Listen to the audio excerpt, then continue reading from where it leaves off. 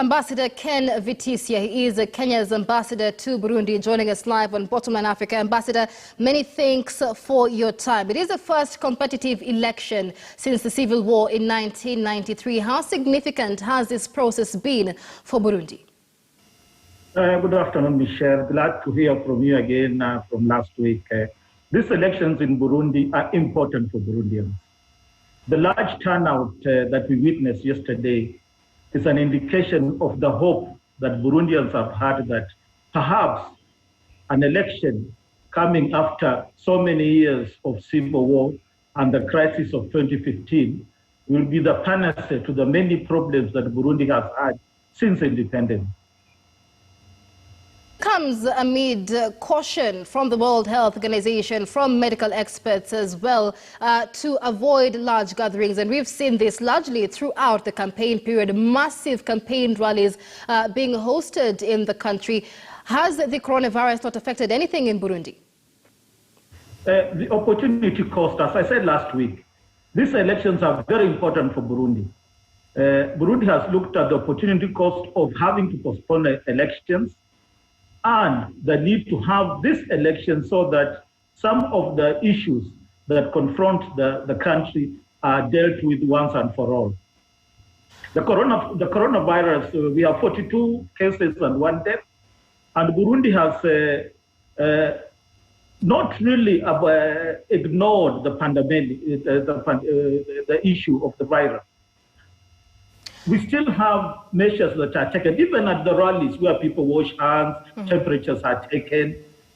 But maybe just as an indication to show that they're aware that the virus is there, but the election is more important for them at this time. All right, so let's speak about this election. There had been concerns from international observers and diplomats as well that the outcome of this election will not be free and fair, largely owing to the fact that the ruling CNDD-FDD party has been accused of rights abuses, stifling opposition, freedom of speech in the country as well. Have Burundians been guaranteed of the transparency of this vote? Michelle, from where I stand and for where most of the diplomats here stand, the campaigns have been so peaceful. The crowds attending all the rallies of the seven major candidates. There has been very little incidents of violence compared to many African countries. Perhaps this is a leaf that many African countries need to get from Burundi. The ruling CNDD-FDD party obviously may be accused of these things because it is the government. But what we have seen is that most of the opposition rallies have been given security, proper security by the government, and we have seen less and less of intimidation as the campaigns went on. President Pierre Nkurunziza has been in power for 15 years, and Burundians no doubt want a change. I mean, the decision to extend his tenure back in 2015, flaring up quite a bit of violence in Burundi. But the opposition candidate, Agathon Rwasa, seems to be riding on a wave of anything but the CNDD-FDD. Is there likely to be a change in leadership, a change really in the implementation of democracy in Burundi post this election? All the 7 candidates are generally in the field.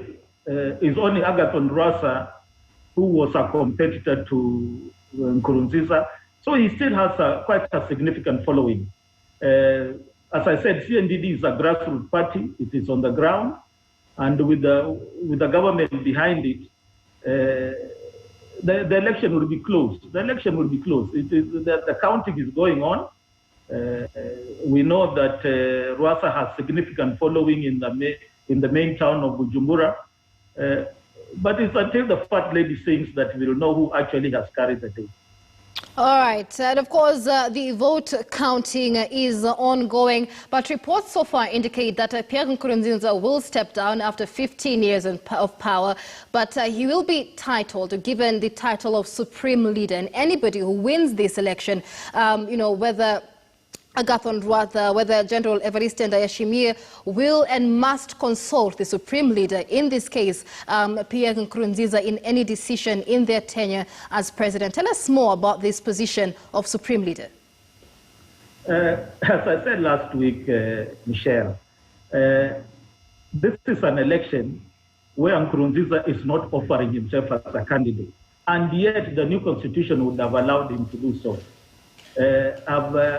Many of us have opined that perhaps it is important that Nkurunziza be commended for this decision not to run again. But once you have elected a new president, he takes the powers of the state. It has happened elsewhere in Africa, Angola, elsewhere, where the incumbent supports the incoming, but no, things don't really go the way he wants. The title of supreme leader is just for the party. That is for the party. It's not for the supreme leader of the country, no. It's for the party. So it's a party position, it's not a national position.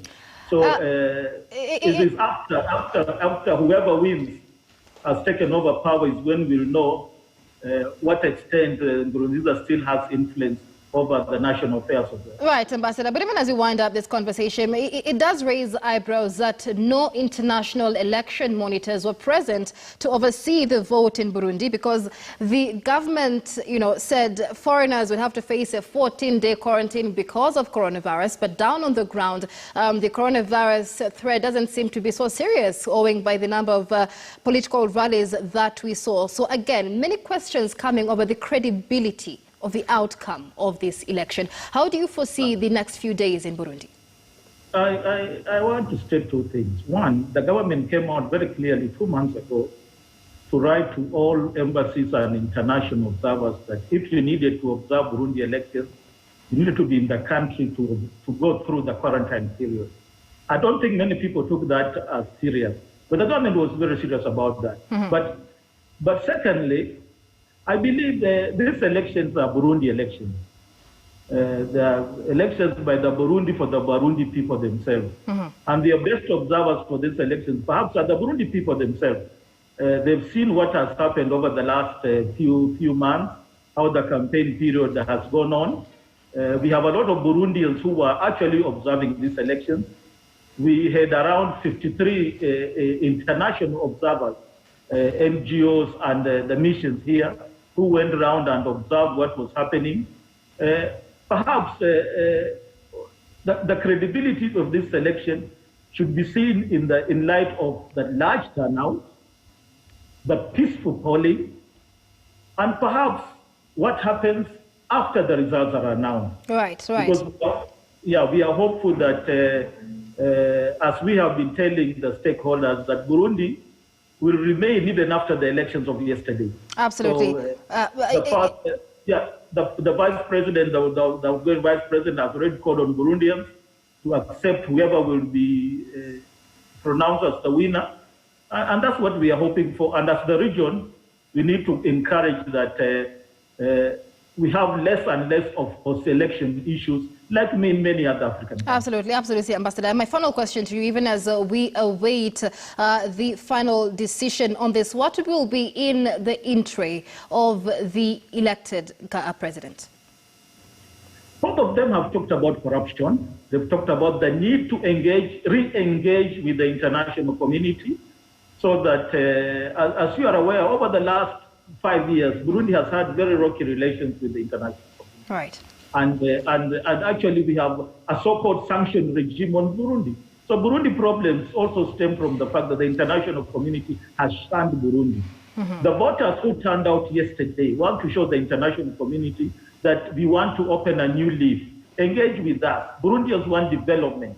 And all the campaigners, all the candidates want to re-engage, talk about development in agriculture, talk about corruption, talk about infrastructure, talk about Medicare. All of them are saying the same thing, but they believe it is this election that will give a new beginning to the new Burundi that they want to have, since independence. Right. I know I said that was my last question, Ambassador, but you prompt another question. I mean, you say the international community has deserted Burundi in a way, but just the other day, Burundi forced the UN Human Rights Office to close, claiming cases of human rights abuses have reduced. What really is the relationship between Burundi and the international community, considering once again, because of that forced relationship, Burundians for the first time financed the entire election without any donor support?